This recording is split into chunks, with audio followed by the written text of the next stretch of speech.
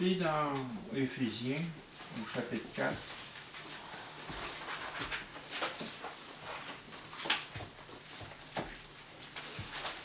On a parlé depuis bien des dimanches.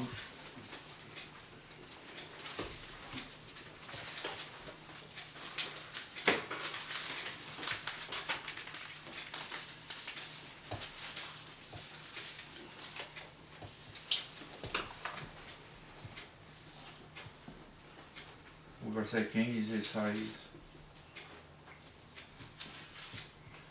On parlait de la charité. La charité,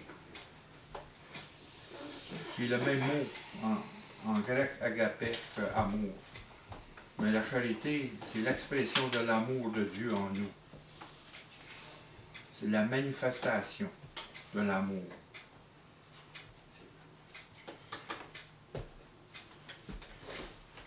Quand il dit ici, mais professant la vérité dans la charité, nous croissons à tout égard en celui qui est le chef, Christ.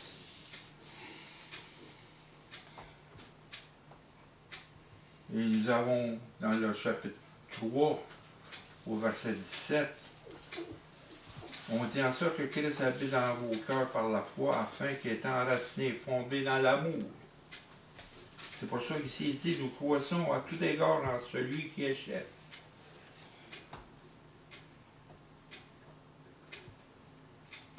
L'amour édifie, et non la connaissance. La connaissance enfle. 1 Corinthiens 8:1. Quand on parle de cette connaissance, on parle de la connaissance intellectuelle et non de la connaissance spirituelle. Il faut faire une distinction. Et dans notre connaissance intellectuelle, on vient arrogant. On raisonne. C'est pour ça qu'il dit qu'il faut professer la vérité dans l'amour, dans la charité. Il faut maintenir.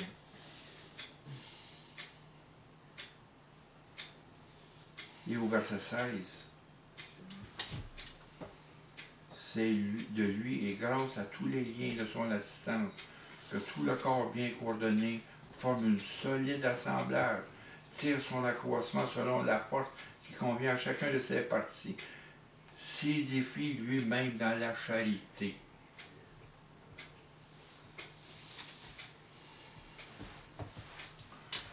Non pour la base, mais là, on va tourner à Ézéchiel. On va retenir ça. Qu'est-ce qu'on était? Ézéchiel 36,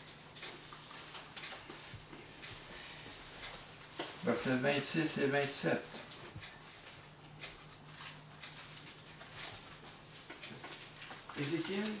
Ézéchiel 36.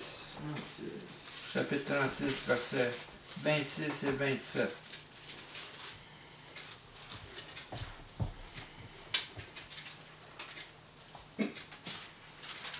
Je vous donnerai un cœur nouveau. Je mettrai en vous un esprit nouveau. J'ôterai de votre corps le cœur de pierre. Je vous donnerai un cœur de chair. Je mettrai mon esprit en vous et je ferai que vous suivez mes ordonnances et que vous obéissez et pratiquez mes lois.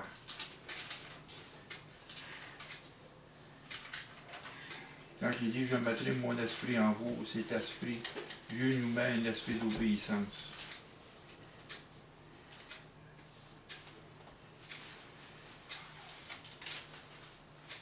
Plus que l'amour de Dieu augmente en nous, plus que la pleine connaissance s'accentue en nous, et la pleine intelligence, on va dire la sagesse, de voir les choses selon la grâce de Dieu.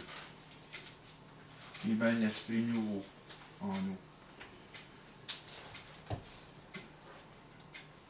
Ce que je veux vous dire par là aujourd'hui, c'est que l'amour de Christ, comme il est exprimé dans Éphésiens 17, au chapitre 3, versets 17 et 16. La fondation de l'amour, la racine de l'amour. C'est un filtre pour notre cœur. C'est un filtre. Cet amour-là devient un filtre. Tout ce qui rentre, puis tout ce qui sort, vient filtrer notre cœur. Nous donne un cœur nouveau.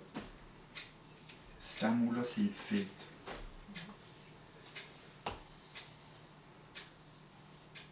Cette image-là m'est venue depuis longtemps.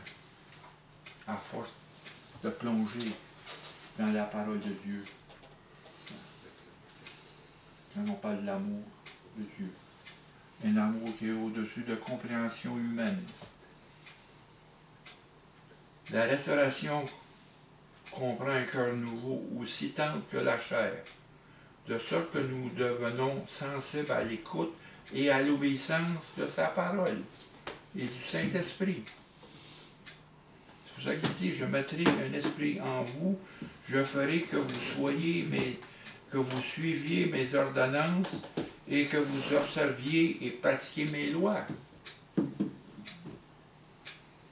Et que notre cœur s'en vient plus tendre à l'écoute et à l'obéissance. Car Dieu a déversé son esprit sur nous avec tous ses dons, avec sa plénitude. Et son action. Le cœur nouveau est la bonne terre de ceux qui entendent la parole et la reçoivent et portent du fruit. Tombé dans Luc 8, 15.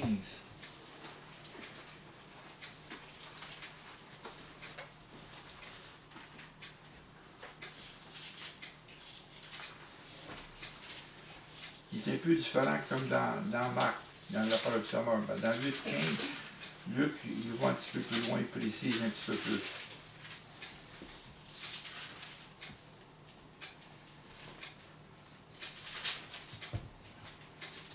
Ce qui est tombé dans la bonne terre. Le verset, Charles? Verset 15. Ce qui est tombé dans la bonne terre, ce sont ceux qui, ayant entendu la parole, avec un cœur honnête et bon. Avec un cœur. Un cœur pour la parole. Un cœur pour le Seigneur. Ils la retiennent et portent du fruit avec persévérance. On parle d'un cœur nouveau. C'est comme quand on parle de la semence, on parle de la parole qui tombe dans une bonne terre. Qu'un cœur pour la parole, un cœur pour le Seigneur. Un cœur nouveau.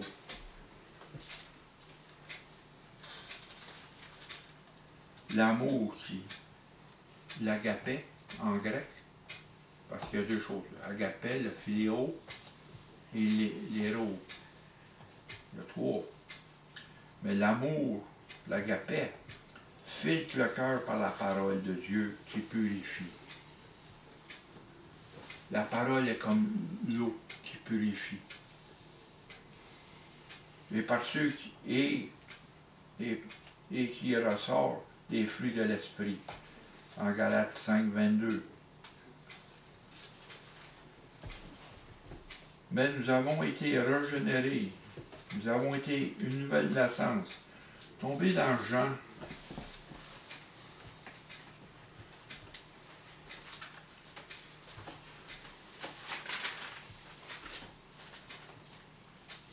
Dans Jean 3, chapitre 3, verset 5.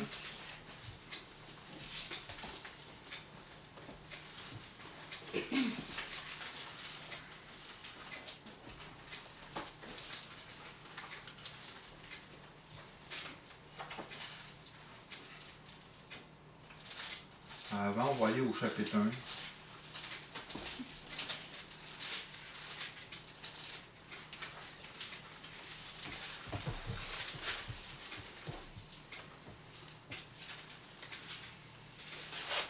Regardez au verset 12, chapitre 1. On commence là.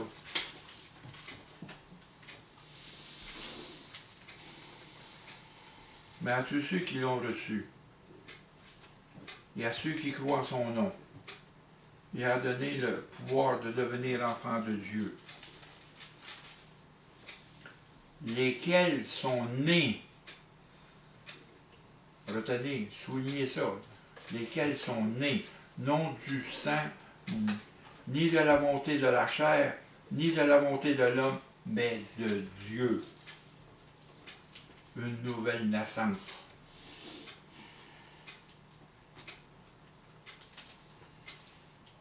Et au chapitre 3, au verset 5.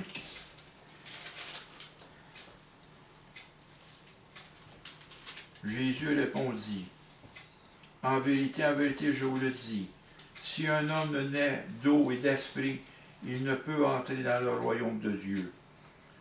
Ce qui est né de la chair est chair, et ce qui est né de l'esprit est esprit.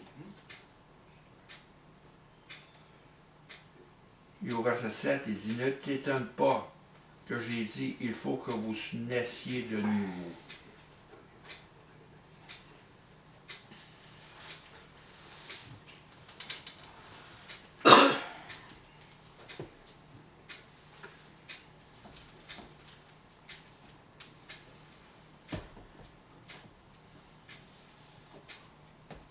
Remarquez encore.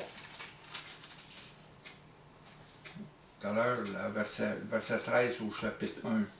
Lesquels sont nés, non du sang, ni de la volonté de la chair, ni de la volonté de l'homme, mais de Dieu.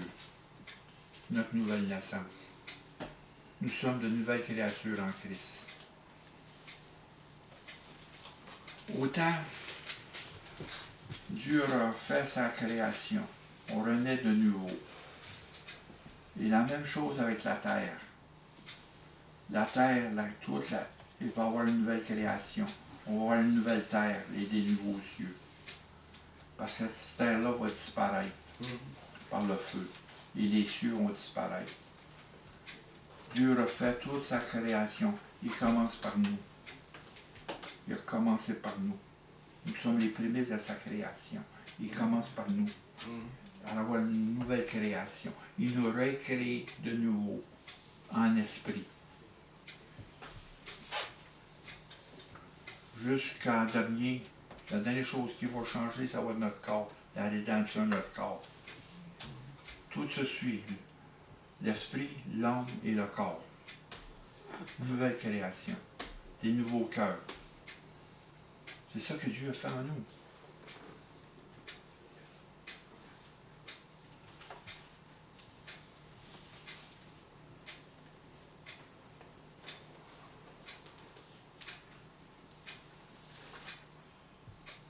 Regardez dans Matthieu. Dans Matthieu, au chapitre 3, verset 11.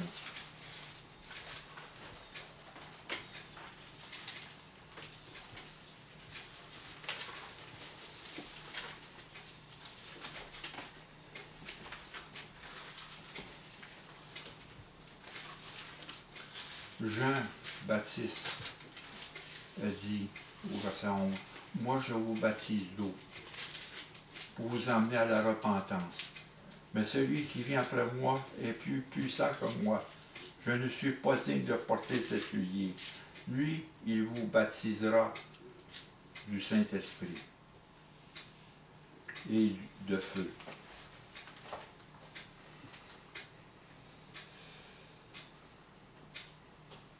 Dans le verset qu'on a lu tout à l'heure dans Jean, le premier chapitre, il nous a donné le pouvoir, le fait qu'on a reçu Jésus et qu'on croit en lui, il nous a donné le pouvoir de devenir enfants de Dieu.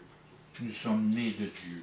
On nous avait déjà là, à ce moment-là, Jésus nous a baptisés dans son esprit. Nous a baptisés du Saint-Esprit. À ce moment-là. Il y a le baptême d'eau qui Jean-Baptiste a baptisé d'eau pour nous amener à la repentance. Jésus nous a baptisés du Saint-Esprit. Et la repentance est authentique. la vraie foi et la vraie conversion doivent apparaître avec l'évidence dans la vie de ceux qui abandonnent le péché et qui produisent de bons fruits, ceux qui abandonnent le péché. La vraie foi, la vraie repentance.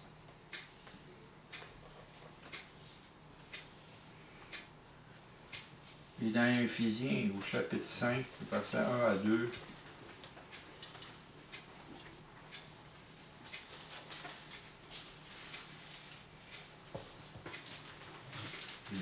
il dit, « Devenez donc les imitateurs de Dieu, comme enfants bien-aimés. » Et au verset 2, il dit, « Marchez dans la charité à l'exemple de Christ, qui nous a aimés, et qui s'est livré lui-même à Dieu comme une offrande et un sacrifice de bonne odeur. »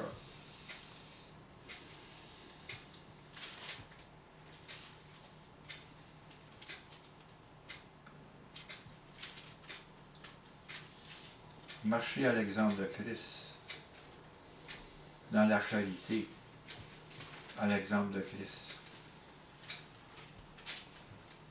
Dieu est amour. Sa plénitude. Et dans l'esprit du Christ, son amour est répandu sur nous. Un amour infini. Un amour infini. Il n'est pas proportionnellement à sa grandeur. Ce n'est pas l'amour de l'homme. C'est l'amour de Dieu qu'on découvre. Parce que le jour qu'on est venu à Jésus, le jour qu'on a reçu le Saint-Esprit en nous, c'est là que la conversion commence. Elle se continue de jour en jour. On se transforme de jour en jour. Ça ne finit pas là, la conversion. Ça se poursuit de jour en jour dans la connaissance de Jésus. On vient dans l'unité de la foi, de ce qui est Jésus, dans l'homme fait, dans la stature de Jésus. C'est pas une doctrine. Cherchez Jésus et vous trouvez l'amour de Dieu. Cherchez pas l'amour si vous n'avez pas Jésus en vous.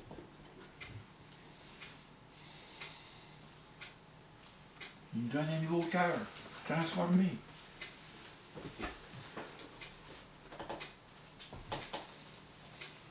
Parce que atteindre l'amour de Dieu, quand il dit « Aimez-vous les uns les autres comme je vous ai aimé », ce que Jésus a dit. « Aimez-vous les uns les autres comme je vous ai aimé ». On ne peut pas atteindre ce sommet-là par nous-mêmes. C'est par la puissance de Jésus qui nous amène ce sommet-là. C'est à travers la conversion, la transformation de jour en jour qu'on approche de ça. Quand on dit à Philippiens, il faut saisir. Il faut courir pour saisir. Il ne faut pas achever. Il ne faut pas laisser les choses aller. Parce qu'on a été saisi par lui. Il faut courir pour le saisir. Il faut mettre toute notre concentration sur lui, ça devient notre vie. On est dans le royaume de Dieu. On n'est pas dans le royaume ici. Il faut chercher le royaume de Dieu avant toute chose et la justice de Dieu. Et Matthieu 6, verset 33. C'est ce cœur-là nouveau qu'il nous a mis. C'est pas notre cœur. Il a changé. Le Christ habite dans nos cœurs par la foi. Je vais retomber encore là, je reviens encore avec. Dans Éphésiens, au chapitre 3. C'est la base.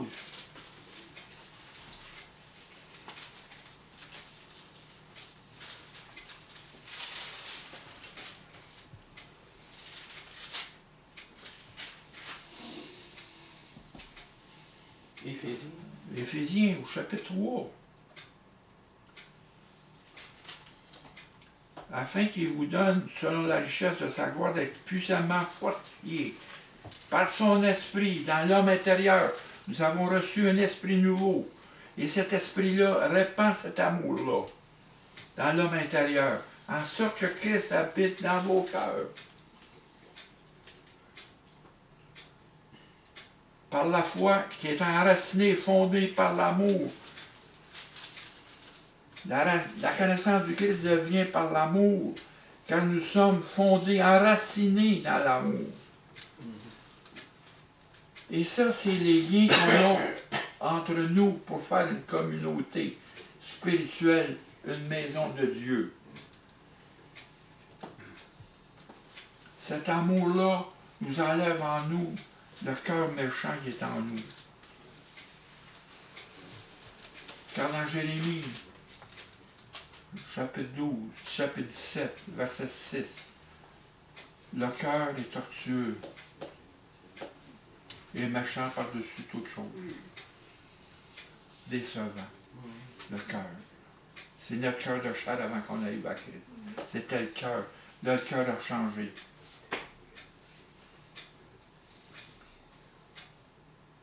Ça va tenir nos relations entre nous. Il faut avoir une relation avec Christ, avec son amour. Et ça nous amène. Ça fait un pont entre nous. Son amour va faire un pont entre nous.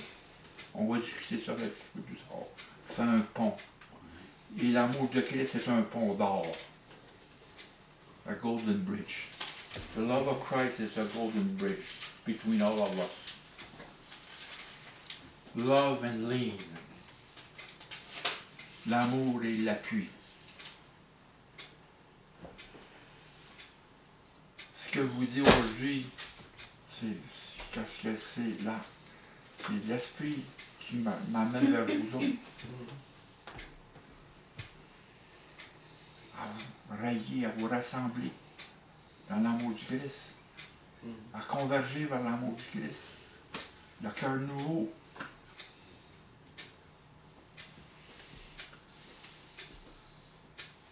Quand nos enracinements qu'on a entre nous, les liens qu'on a nous, comme on a lu, le corps s'édifie lui-même dans la charité.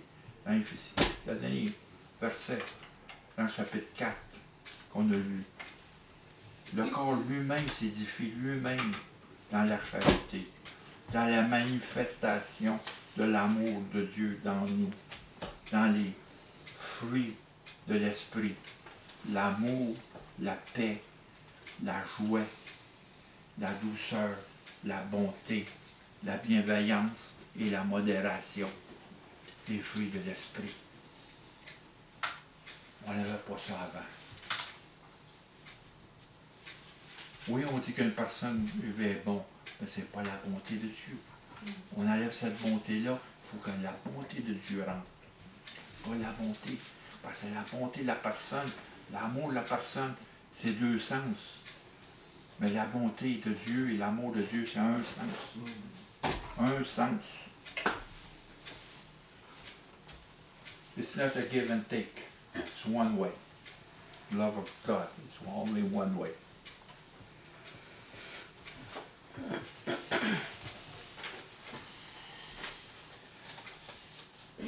Dans Romains 13, verset 10, juste point d'appui. L'amour ne fait point de mal au prochain. L'amour est donc l'accomplissement de la loi. L'amour est donc l'accomplissement de la loi. Aimez-vous les uns les autres. Aimez votre prochain comme vous-même. Tout ça, ça couvre toute la loi. Toute la loi.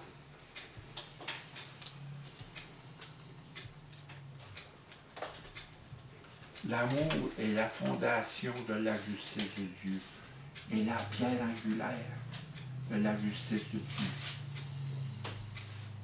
Aimez vos ennemis. Faites du bien à vos ennemis et non du mal. Ne rendez le bien pour le mal et non le mal pour le mal. Ne vous irritez pas pour celui qui réussit dans ses voies. Psaume 37, verset 7. Il faut pardonner et oublier. Parce que Dieu nous pardonne. Nos péchés ont été expiés et effacés. Effacés. C'est blanc. Et Dieu ne retient rien de nos péchés. Les péchés d'aujourd'hui, les péchés de demain et les péchés d'hier.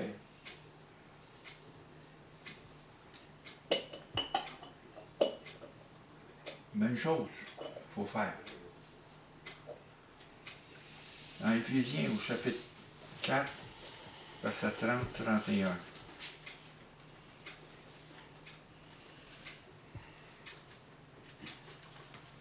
N'attristez pas le Saint-Esprit de Dieu. N'oubliez pas, nous sommes le temple de Dieu, nous sommes le sanctuaire de Dieu. Son esprit est en nous. Et combien de fois nous attristons cet esprit? Combien de fois? Moi le premier.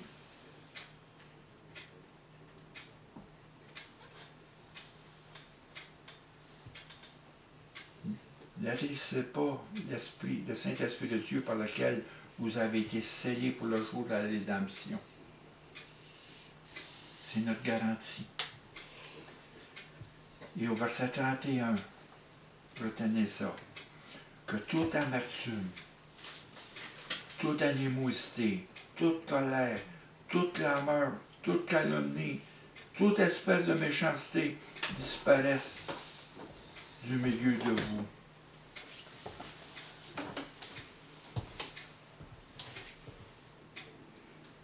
Soyez bons les uns envers les autres, verset 32. Compatissant, vous pardonnant réciproquement, comme Dieu vous a pardonné en Christ. Vous se pardonnez. Mais voilà, si vous suivez graduellement, là, on va revenir à la solution, qui est la repentance,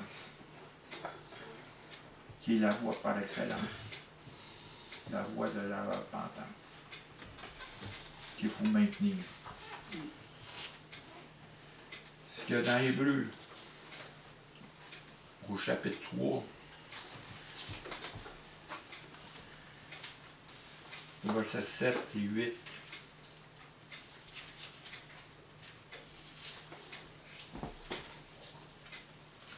il dit aujourd'hui, si vous entendez sa voix, n'endurcissez pas vos cœurs, comme lors de la révolte, le jour de la tentation dans le désert.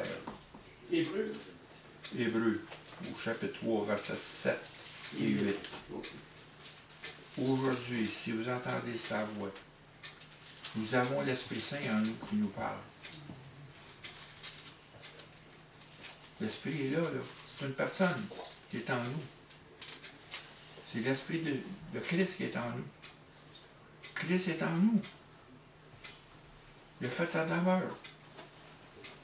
Il a bien dit, demeurez dans ma parole et je vais demeurer en vous. Obéissez à ma parole et je vais demeurer en vous. Si vous demeurez en moi, je demeurerai en vous.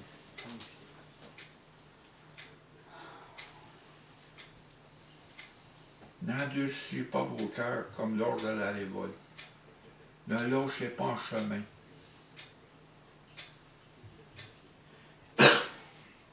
Car le peuple qui a fait le tour dans le désert pendant 40 ans, ce peuple-là n'a pas traversé le Jourdain.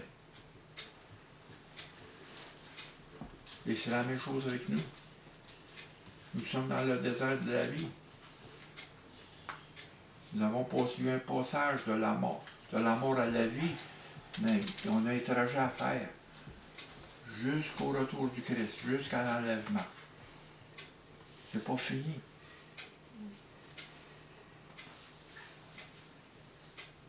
Le Saint-Esprit convaincra le monde concernant le péché, la justice, le jugement. C'est dans Jean 16, versets 8 et 11. Le Saint-Esprit convaincra le monde concernant le péché, la justice et le jugement. Si nous ignorons sa voix, nos cœurs s'endurcissent. Peu à peu, on devient insensible à la parole de Dieu et au désir du Saint-Esprit en nous. On ferme les portes, on devient dur, notre cœur s'endurcit. La vérité et la justice ne seront plus une priorité par rapport au plaisir dans les voies du monde. L'amour de la vérité va s'éteindre. Comme ici, Jésus va vomir les tièdes, ceux qui sont tièdes. Là.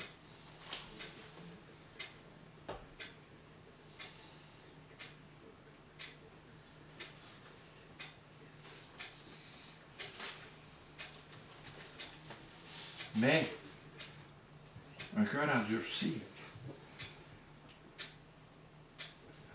a besoin de nettoyer son filtre. Vous parlez du filtre, l'amour. Il y a un filtre à nettoyer.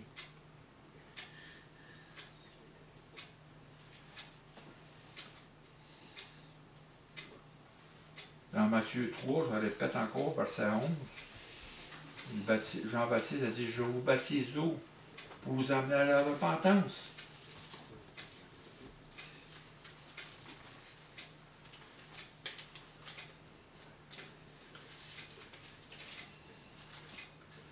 Puis dans Actes, si vous voulez noter ça, au chapitre 3, verset 19, repentez-vous donc et convertissez-vous pour que vos péchés soient effacés afin que des temps de rafraîchissement viennent de la part du Seigneur. Les temps de rafraîchissement, c'est la grâce de Dieu. Convertissez-vous et repentez-vous.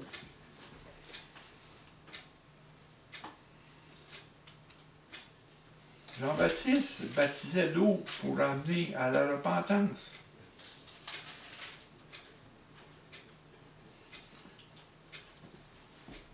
Les habitants dans Matthieu 3, versets 5 et 6, il dit, les habitants de Jérusalem, de toute la Judée, de tout le pays, des environs, se rendaient auprès de lui et confessaient leurs péchés. Et ils se faisaient baptiser. Confessaient leurs péchés.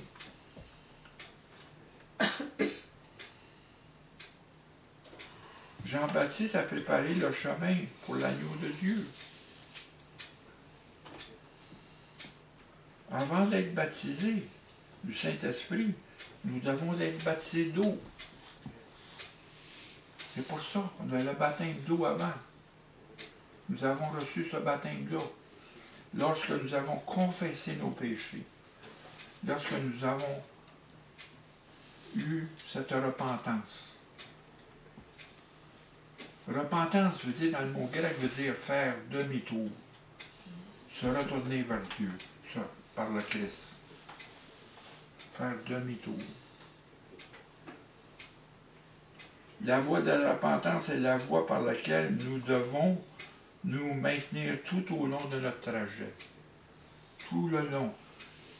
Quand on est venu au Christ, nous avons été baptisés du Saint-Esprit. Ça ne finit pas là. Notre conversion se continue de jour en jour. Notre transformation. Il faut maintenir cette voie de repentance.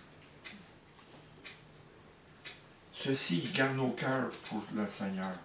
Cette voie garde nos cœurs pour lui et pour sa parole.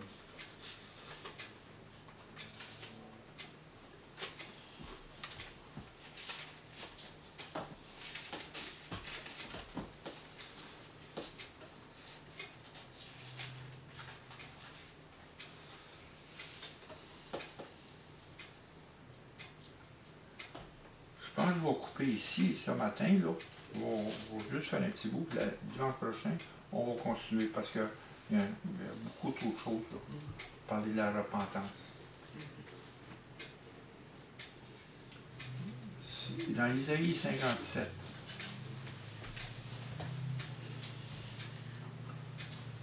versets 15 et 16.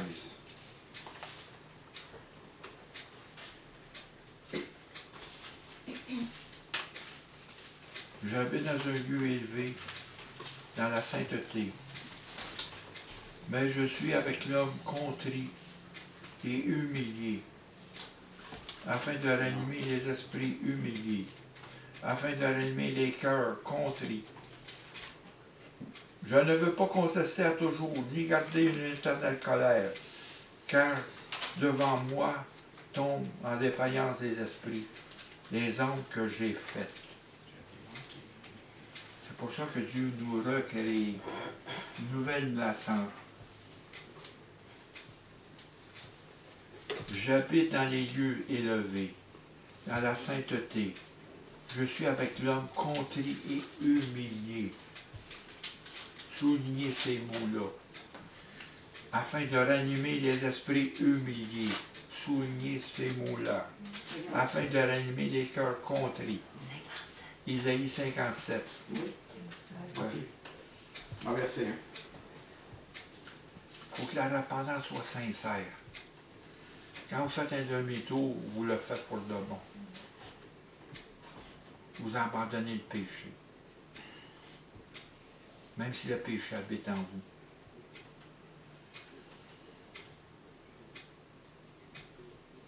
La contrition, l'homme contrit, on parle de contrition. C'est un regret sincère des péchés. C'est un regret sincère.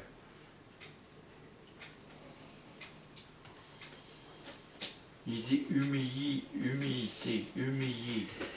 Le peuple de Dieu doit reconnaître ses échecs, se repentir de ses péchés et renouveler son engagement à la volonté de Dieu. S'humilier devant Dieu et sa parole, c'est reconnaître notre pauvreté spirituelle.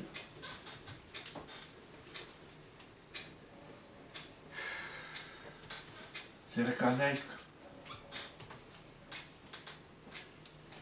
qu'on tombe tout le temps dans le même panneau. Il faut reconnaître notre faiblesse. C'est notre humilité. Reconnaître devant Dieu. C'est ce que Dieu peut nous sortir de là. Il faut reconnaître nos faiblesses. On tombe tout le temps. Pourquoi ça m'arrive tout le temps? Pourquoi je suis tout le temps là? Je reviens tout le temps. Je tombe. Je baisse de la même manière.